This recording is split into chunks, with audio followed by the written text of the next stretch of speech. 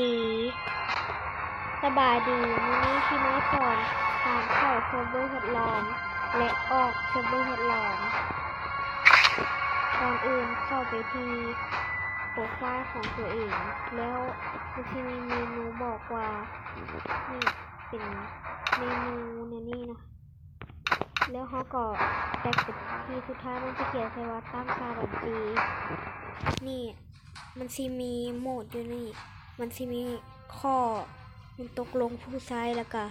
โมบายส่วนบุตรแล้วก็เซิร์ฟเวอร์ทดลองนี่ให้บีบเข้าไปตัวนี้แล้วตกลง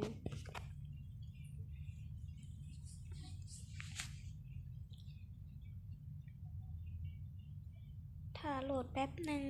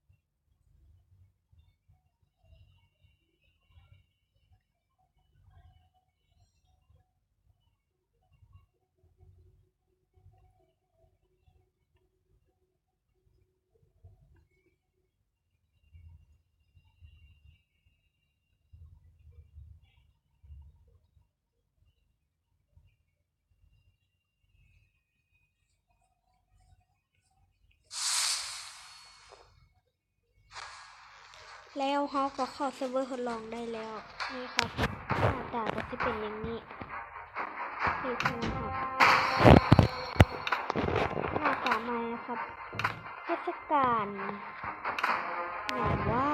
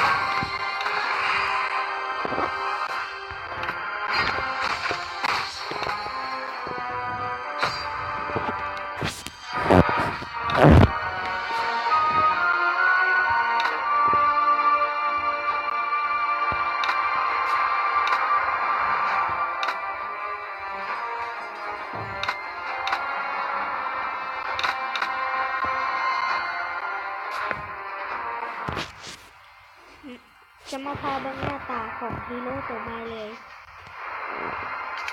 และสกินของยูโรลาอีก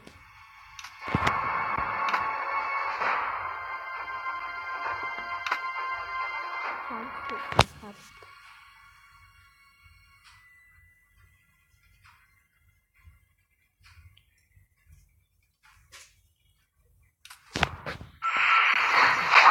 I've been waiting for too long.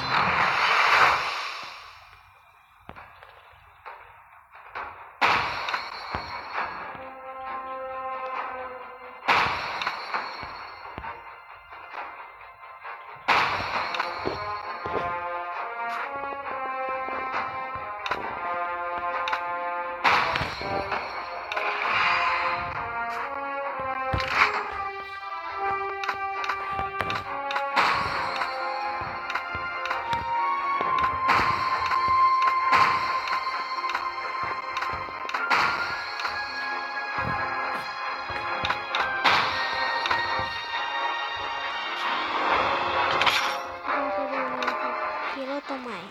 นี่ครับฮีโร่ตัวใหม่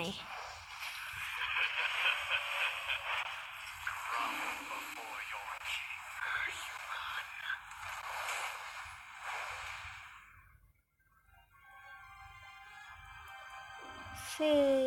แซดนะครับ ราคาก็32,000มี4สกิลโคตรจังไร นี่ครับสกินใหม่ของยูโรลา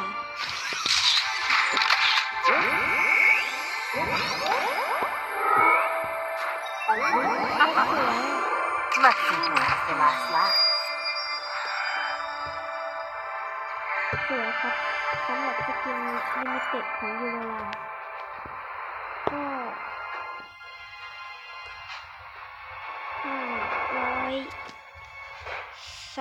524เพชรนะครับ